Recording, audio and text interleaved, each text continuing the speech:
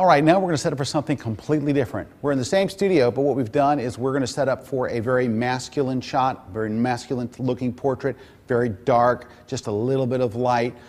Really, really nice for anytime you want to do a male portrait, you want something really, really striking. So we're going to do it on a black background. So we're on the same wall here in the studio, the white wall. What we did was we used a pop-up background. So this is just a little pop-up background. It folds down to about this. And when you open the zippered case, it comes a little blue zippered case. You open it, it goes floop, and it makes this giant thing. Last-A-Light makes them, Westcott makes them, a ton of different companies make these pop-up backgrounds. They're very inexpensive. What's nice about them is one side's white and one side's black. Now you can get them in all kinds of, you can get one side green, one side blue, you can get them in all kinds of different ones. The one I think you'll find the most useful is white on one side, black on the other. They come with a very small little stand to pop it up, which is what we have in the background.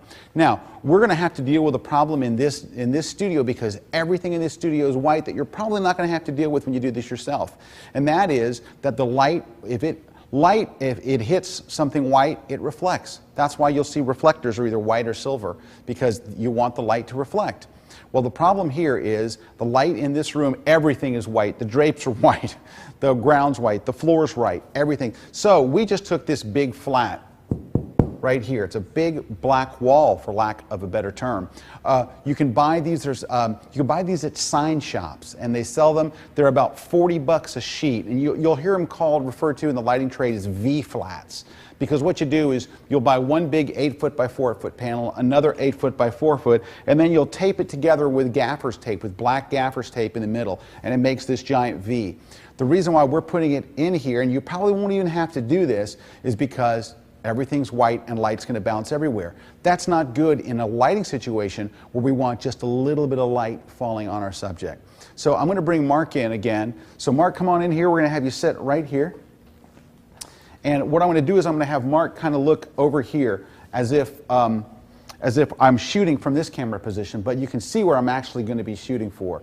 So he's not actually going to be looking at the camera. And I probably will have him do a couple of shots where he is looking at the camera, but I'm still going to keep his body position faced over this way, and he's going to kind of look over here. And by the way, anytime that you're posing a model and you're going to have them look someplace else, like a 2/3 view or something like that, actually give them a place to look at so they don't just kind of look like they're looking off into nowhere. It really helps. Another key thing that you want to do is you want to make sure that you don't see too much of the whites of their eyes. So you don't want Mark looking so far over this way that you don't really see his iris, and what you see instead is just a big whites of his eyes. So give him a spot to look at every single time, and then also make sure that from your position, from the camera position, you don't see too much whites of the eyes. This is something I'm dealing with a lot on these sets, is making sure there's not too much whites, because it's very, very distracting. You really want to see that iris nice and crisp. All right, so Mark, let's kind of look like right over in this area. We're going to use this light to light him with. So we're using another spider light. I just wanted you to see what the inside of them look like. There's the 4 bulbs. I'm not going to turn them on while the video camera's on, because it just gets very, very, very bright. But that's what it looks like inside, and then we're just going to use this little Velcro here to put this right back on the top of it.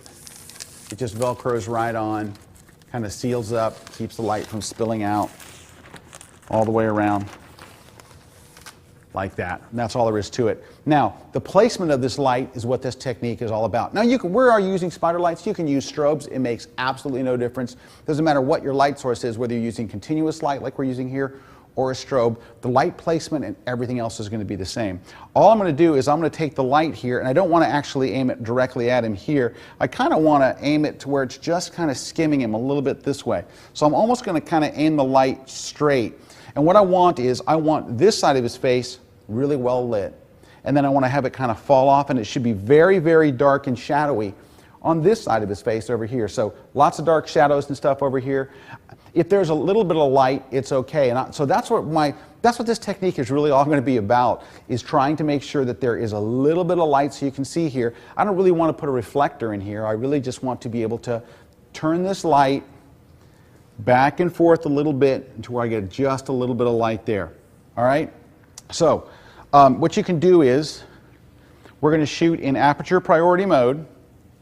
We're going to start at f4. And it would be nice if I turned the light on. I found that lights make a big, big difference when they're on. I found that when they're off, it gets kind of dark. All right, there we go. So what's nice about these, these direct on lights are they're always on. You can see what we're getting right here. So you can actually spend a little time. Look, you can see right now.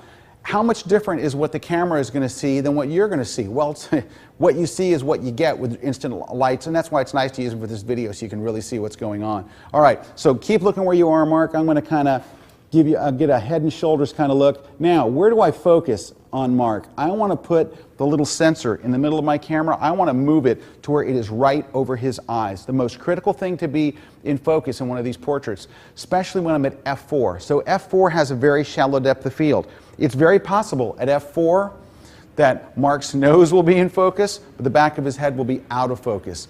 So one thing I don't want to focus on is his nose, because he'll have a nice crisp nose and his eye will be a tiny bit out of focus. So you want to make sure you nail that little red spot on the center of your camera. Make sure that you nail it right on his eyes. That's why I'll move the sensor around using this little circle here to make sure that the spot is over his eyes. So let me go ahead and do that right now.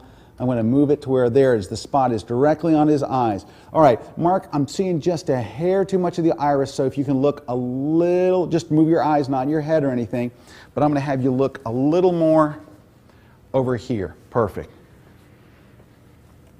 All right, and let's take a test shot and see how that looks. Ooh, very nice. So I'm not having to deal a whole lot with the lighting and stuff, because what you see is what you get. But I can tell you what, if you look on the back of the camera, I'm blowing out his head a little bit, and that is a critical area you cannot let blow out. I'm blowing out his skin on the other side. So the only thing I can do here, I can move the light further away, which I don't really want to do. I can adjust the exposure compensation. So let's try that. I'm going to drop the exposure down a little bit, and let's see where we're at. Whoops, the camera didn't focus here. Actually, that's kind of important too. There, right back on the eye. And boom, it's gone. All it took was moving it a third of a stop from where we're at. And let's take another couple of test shots here. That looks really nice. Look at that nice look. This is great. Now, I really wouldn't want to shoot this so much for a female portrait. It's just a little bit too much of a masculine lighting look, but it looks great for this kind of stuff. Let me take a couple more shots while I've got you here, Mark, because this looks pretty darn good. Just like that. And make sure I really nail the focus point right on your eye. Looking good. Lots of shadows on the other side of the face. Now, if I wanted to open it up a little bit, what I could do is I'm going to just take the light and feather it a little bit more towards him. Now, this is going to wrap around his face a little bit more. Let's see what that does. Just by moving a little bit more, and it should light the other side of his face just a little bit more. Let's see how that did. Actually, it changed the lighting on his neck a little bit. So I'm actually going to bring the light around a little bit. I'm actually going to bring it a little more this way. And if I want it to wrap too, I can get a little closer with it. I can see from where I'm standing right now the light on the other side of his face. So now we're really opening things up quite a bit. And again, I can look at it. Ooh, I can see even better from this position here. Mark, I'm going to bring this, you don't have to move, but I'm going to bring this around a little bit more to where it's like right beside you. And that's going to light it quite a bit better. You can actually see his other eye is lit now, and there's actually starting to come around. Let's wrap it a little bit more. There we go. And take one more shot. And this is a variation. You have to decide if you want more light spilling on or less. But again, very, very easy. One light setup, don't need a reflector or anything. The only thing that we needed in this case that would be unusual is this big black flat. By the way, one thing I didn't mention about the black flats is that they're usually white, black on one side and white on the other. So that's also handy if you want to use, for when I'm doing fashion, I'll flip it around to the white side and use that instead, because then it becomes a full-length, full-body reflector.